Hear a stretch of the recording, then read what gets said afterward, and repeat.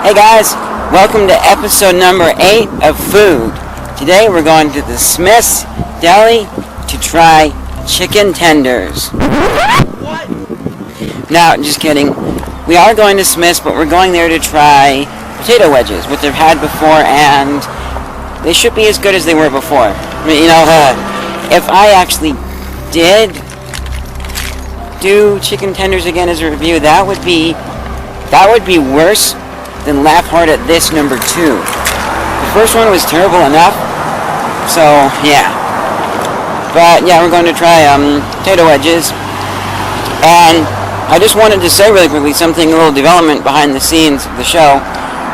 The show really got started when I proposed a deal with my mom, listen to the Odyssey, go somewhere and eat something to, and so, but along the way, I started the show, after I'd taken a walk once, I was like, I should start my food show now, where I try food, and I thought of the name and stuff along the way, and so, just last week, I thought of the theme song for the show, not the one that you've been hearing for the past 7 episodes, but a theme, which I'm going to play at the end.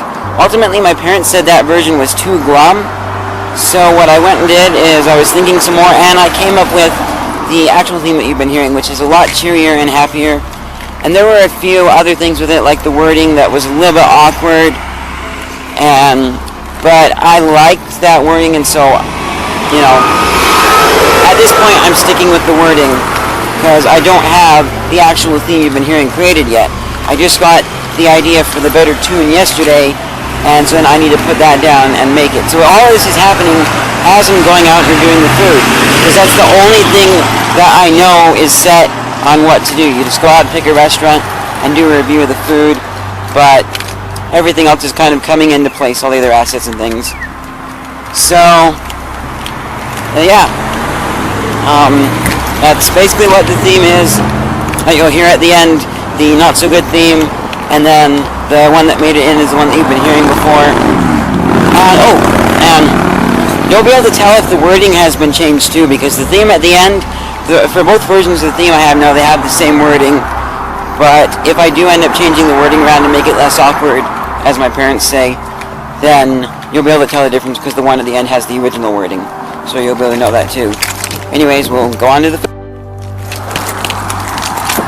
So, I just wanted to say really quickly that I'm actually finding out how much I love the little Sony Cybershot that I've been filming this show on here. I'll show it to you guys in a second in a mirror. But, at first when I got it, it was a Christmas gift from a friend. It was like something that I'd use on my mission and I'd use now. And I already had another camera which, well, some features it's better. It's the DCR SR68 by Sony. It's a full camcorder, but it's not HD though. So this camera has better quality picture. Although sometimes the still shots are not so great. Sometimes they're washed out a bit, and it does have a pretty short zoom as compared to other cameras that I've used. But the thing I really like is it's small, it fits in my pocket, so it's easy to carry with me, and I can just pull it out and shoot. And that's what I'm really liking about it. I like the portability of it and the decent quality picture that you get out of it. So I just thought I'd say that, and the next thing you'll see is a little view of this camera. So, as much as I love the wonderful environment of the Smith's Deli, where you can sit down and it just pulls you in and you don't feel like you're a part of the aisles and aisles of food and you can just eat in peace, I decided to change the setting a bit, mix it up a little bit here. So not only did I get potato wedges, a pound of those, and I got onion rings. They had a half pound of onion rings that was there, and could have made more, but I opted not to. And then I brought some homemade ketchup. Store-bought ketchup is way too sweet. It has corn syrup in it, which I believe is the ingredient. So I'll have this recipe sometime soon on my Cooking with a Flair Bazaar page on my Google site, and then I don't know when, but I will someday do an episode about it. But it's basically the same as store-bought ketchup, except without the corn syrup in it, so it's not sweet. And we're going to be having it with this, especially since if it spends any longer in the fridge, it's going to turn. I've never had onion rings from Smith's, but I have had potato wedges. Oh, and it has been so long. So let us dig in.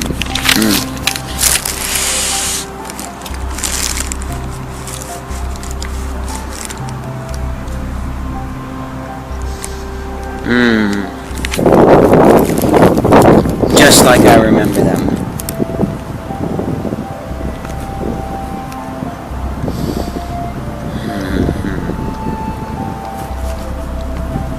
That is so good. Brings back so many memories. Now, something interesting I learned is that in a lot of American places, if you go and you get fish and chips, it will be a deep fried fish stick with some French fries. But I forget, is it Norway? I forget where in the world fish and chips originates.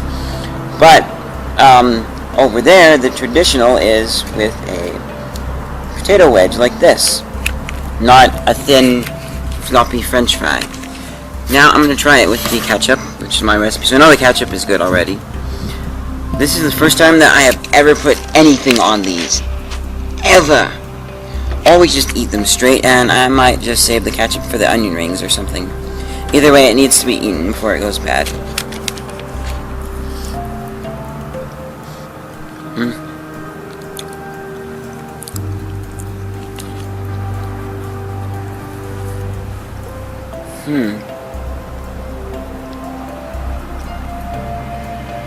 Well,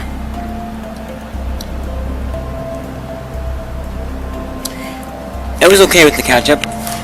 Let me try that again, just to make sure, because if this ketchup has gone, well then, yes, it's going to go in the trash can. But I don't think it has.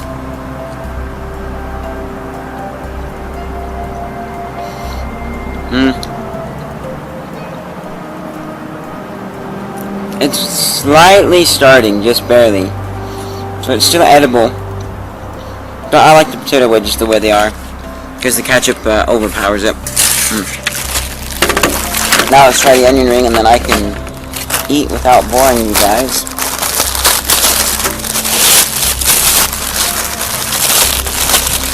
Okay, a small onion ring here.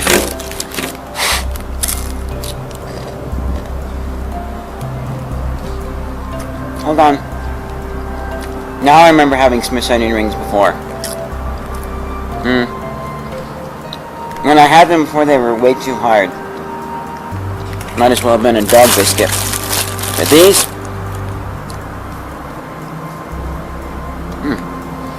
these are okay. That just means those were a little bit old.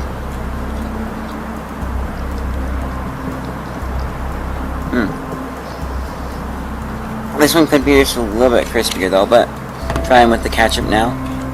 This will probably go very good with my ketchup.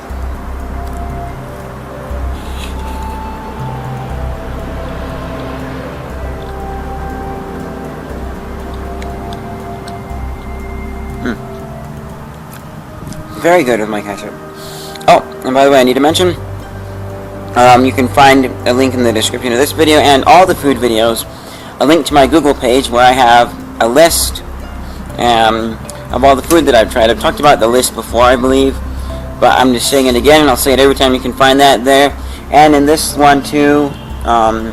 Once you're there, on that link, you'll be able to see on the sideline a link to my Cooking with a Flair for the Bazaar page, where you will see the recipe for this ketchup sometime soon, and other stuff. I haven't really posted any updates on it, but the big use of that page will be when I create a new recipe, because I'm not just going to do an episode per recipe.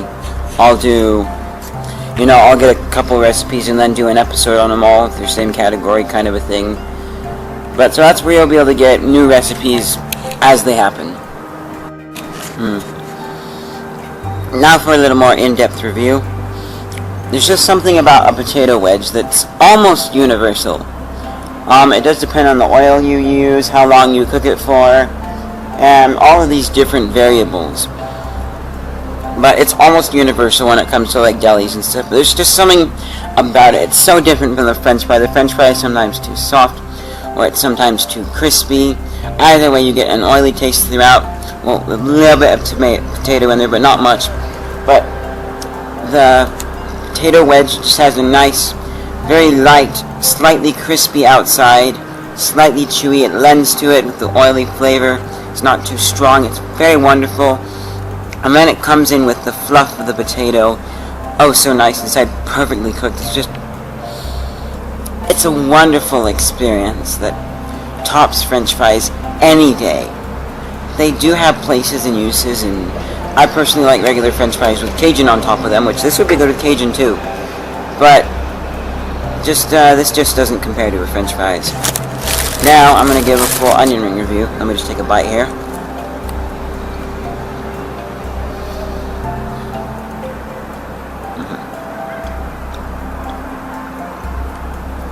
So, it tastes kind of like a Funyun, but different. It's not so crunchy, and I don't know. Funyuns have a kind of a weird oniony taste to them, but it's good in its own way. I like the potato wedges better, and I'll be eating them last. And let me just close up this bag so you can get in.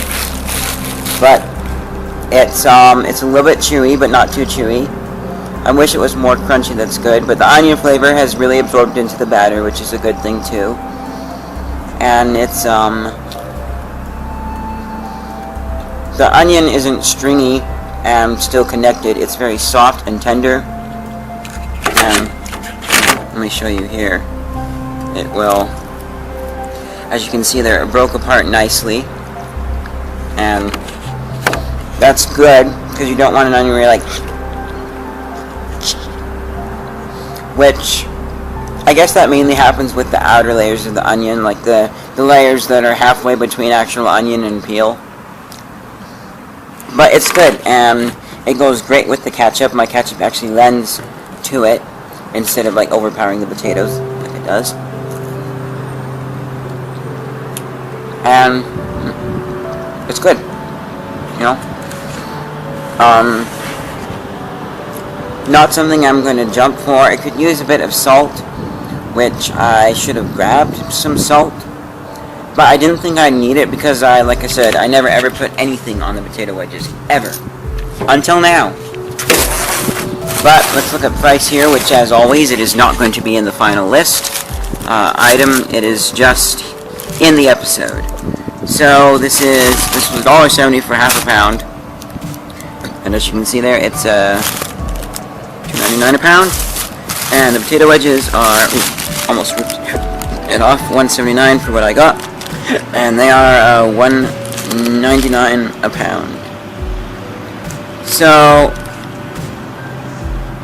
that means, oh wait, no, sorry, over here it says net weight is 99 cents a pound. That's weird. Either way, that's the total, and this is .57. That's 57 cents a pound for these. That does not make sense at all. But you guys can make more sense of these labels than I do. I don't really read them. They're just a sticker that says, hey, this is what you're getting. Boop. Scanning into the computer. Anyways, I'm going to enjoy my food, and I don't think I have anything else I need to say to this episode. So I will see you guys next time. I did think of something, and I'll make this quick. So going through culinary school, we talked about super tasters, and basically a super taster is someone who has more taste buds on their tongue than most people, and that allows them to taste stronger flavors and things like that. And then there's medium tasters, which are in the middle, and no tasters, which taste almost nothing. And then we did a test, which is part of, I haven't been tested for super taster. I could go to like some, I don't know where, hospital or something, and they could test me for it. So I haven't been tested, but I exhibit those abilities. One of the things we did in culinary school is we made some baking powder biscuits. And so some baking powder has aluminum in it and some doesn't. Special brands don't. Aluminum, I think, is a preservative that they put in there, but it's like no point whatsoever. You can do it without aluminum, okay? And it is gross. So the test was, we had some people making it with the stuff without it. My baking teacher can taste it, by the way. And then I was one of the people that made it with. And sadly, we didn't get a swap, because afterwards we were done, we tried some of each. Oh, that was gross. It's bitter, and really, it was nasty aluminum tasting that I didn't like, and I've tasted it a few other places. So, I exhibit the skills. I haven't been tested, so I can't officially say. Same thing with my aunt, too. So when I'm tasting the food, that's what you're getting, is a super taster opinion. Unofficial, okay? Testing costs money, so that's a setback. And I don't really like hospitals and stuff, so if it's, we watched, in the, I forget what show it was like Nova or something that we watched about it. They showed, like, coating someone's tongue and taking pictures of it, and so if all they really have to do is something like that, where they coat me in a tasteless whatever, I'm fine, but, I don't know, it depends on what they'd have to do for the test, which would deter me even more than the money factor. But that is it. Bye. I always feel bad whenever I have to say one more thing because I forgot something initially or I think of something else that should be added. So I try and keep the meat before all the extra stuff.